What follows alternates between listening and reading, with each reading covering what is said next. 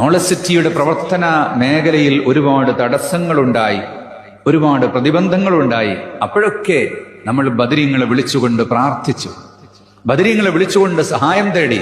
ഇവിടെ പുരോഹിതൻ ഹക്കീം അസ്ഹരി പ്രസ്താവന നടത്തുന്നത് നോളജ് സിറ്റിന്റെ ഒരു പ്രശ്നം വന്ന സമയത്ത് അവര് ബദരീങ്ങൾ വിളിച്ചു, അതുകൊണ്ട് പ്രശ്നങ്ങളൊക്കെ പരിഹാരമായി എന്നുള്ളതാണ്.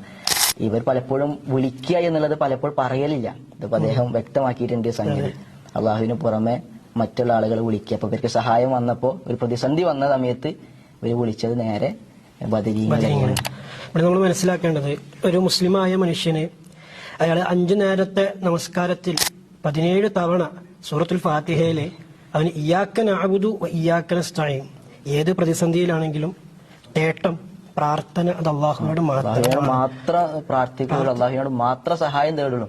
നമ്മൾ പ്രധാനപ്പെട്ട് മനസ്സിലാക്കേണ്ടത്, ഈ ബദരീങ്ങളെ വിളിക്കുമ്പോൾ നമ്മളൊരു കാര്യം ആലോചിക്കണം. ഈ ബദരീങ്ങൾ ആരോടാണ് തേടിയത്? ഈ ബദരീങ്ങളെ വിളിക്കുന്ന ആളുകൾ ഒന്ന് മാത്രം ആലോചിച്ചാൽ മതി. ഈ ബദർ യുദ്ധം ഉണ്ടാവാനുള്ള കാരണം തന്നെ നമ്മൾ ആലോചിച്ച് കഴിഞ്ഞാൽ കിട്ടുമല്ലോ. അത് റസൂലുള്ളാഹി സ്വല്ലല്ലാഹു അലൈഹി വസല്ലം ഈ സ്വഹാബത്ത് ഒരു വശത്ത്, മറുവശത്ത് അബൂജഹലും മുത്തുബത്തും ഷൈബത്തും. അപ്പൊ ഈ ആളുകൾക്ക് അള്ളാഹുവിൽ വിശ്വാസം ഉണ്ടായിരുന്നു. ഒരു കൂട്ടം ആളുകൾ അള്ളാഹുവിനെ മാത്രം വിളിക്കാൻ പാടുള്ളൂ, മറ്റൊരു ഭാഗം അള്ളാഹുവിനെ കൂടാതെ ഇലാഹുകളോട് മറ്റാലിഹത്തുകളോട് വിളിച്ച് പ്രാർത്ഥിക്കാം എന്നുള്ളതായിരുന്നു അവരുടെ ആശയങ്ങളെല്ലാം. ഈ രണ്ട് ആളുകൾ തമ്മിൽ ഏറ്റുമുട്ടുമ്പോൾ അവിടെ യഥാർത്ഥത്തിലുള്ള വിജയം അള്ളാഹുവിനെ മാത്രം വിളിച്ച് പ്രാർത്ഥിക്കുന്ന മുസ്ലിമീങ്ങൾക്കായിരുന്നു എന്ന് നമ്മൾ മനസ്സിലാക്കാം. ഇതിൽ ആളുകൾ പെടുന്നതെന്ന് വെച്ചാൽ സാധാരണക്കാരാണ്, അവർ നിരക്ഷരായ ആളുകൾ. അവർ പറയാറ് ഞങ്ങൾ പാപം ചെയ്ത ആളുകൾ, ഞങ്ങൾ തിന്മ ചെയ്ത പറ്റും, ഞങ്ങളുടെ ജീവിതത്തിൽ തിന്മൊക്കെ പറ്റുപിണ്ട്, അപ്പൊ ഞങ്ങൾ നേരിട്ട് അള്ളാഹിനോട് പ്രാർത്ഥിക്കാനായി അതെങ്ങനെ ശരിയാവും?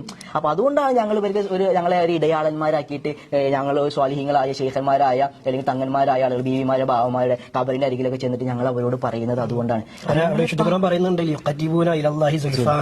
അള്ളാഹുവിലേക്ക് ഞങ്ങൾ അടുപ്പിക്കാൻ വേണ്ടിയാണ് ഞങ്ങൾ അവരോട് തേടുന്നത്. അവരുടെ ഔലിയാക്കളോട് മഹാത്മാക്കളോടൊക്കെ തേടുന്നത് അവരോട് അള്ളാഹുവിലേക്ക് അടുപ്പിക്കാൻ വേണ്ടിയാണ് ഞങ്ങൾ തേടുന്നത്. ഒരു എക്സ്ക്യൂസ് അവരവിടെ പറയുന്നത്. പക്ഷെ അവിടെ നോക്കുമ്പോൾ അവിടെ ഖുർആൻ പറയുന്നത് ഇതിന് നേരെ വിരുദ്ധല്ലേ. ഖുർആൻ പറയുന്നത് എന്താ? വൈദാ സഅലക ഇബാദി അന്നി ഫൈനി, വ്യക്തമായിട്ട് വിശുദ്ധ പറയുന്നുണ്ട്, ഉജീബ് ദഅവത ദാഇ ഇദാ ദഅ. നിങ്ങൾ എന്നോട് ചോദിക്കുക, എന്റെ അടിമകൾ എന്നെ കുറിച്ച് ചോദിച്ചാൽ അവർക്ക് ഞാൻ അവരുടെ സമീപസ്ഥനാ, ഞാൻ അവർക്ക് ഉത്തരം കൊടുക്കും. അപ്പൊ അള്ളാഹുവിനോട് പ്രാർത്ഥിക്കുവാൻ ഒരു ജാറത്തിന്റെ ആവശ്യമില്ല, അള്ളാഹുവിന് പ്രാർത്ഥിക്കാൻ ഒരു നേർച്ചപ്പെട്ടിയുടെ ആവശ്യമില്ല, അള്ളാഹുവിനോട് നേരിട്ട് പ്രാർത്ഥിക്കാൻ ഒരു പുരോഹിതന്റെ ആവശ്യമില്ല. ഇസ്ലാം അത്തരം വിഷയങ്ങൾ ഒരാളുടെ മുന്നിൽ അടിയറ വെക്കണില്ല എന്നുള്ളതാണ്. നമ്മൾ ഒരു കാര്യം കൂടി മനസ്സിലാക്കേണ്ടത്, ഇതിപ്പോ നേരത്തെ പറഞ്ഞതുപോലെ വൈദാസാലക ഇബാദി എന്ന് പറഞ്ഞു, അവിടെ വിശുദ്ധ ഖുർആൻ വളരെ വ്യക്തമായിട്ട് പറയുന്നു, വനഹ്നു അഖ്റബു ഇലൈഹി മിൻ ഹബ്ലിൽ വരീദ്, നിങ്ങളുടെ കണ്ട നാളിയേക്കാൾ അടുത്തവനായിട്ട് അള്ളാഹു ഉണ്ട്.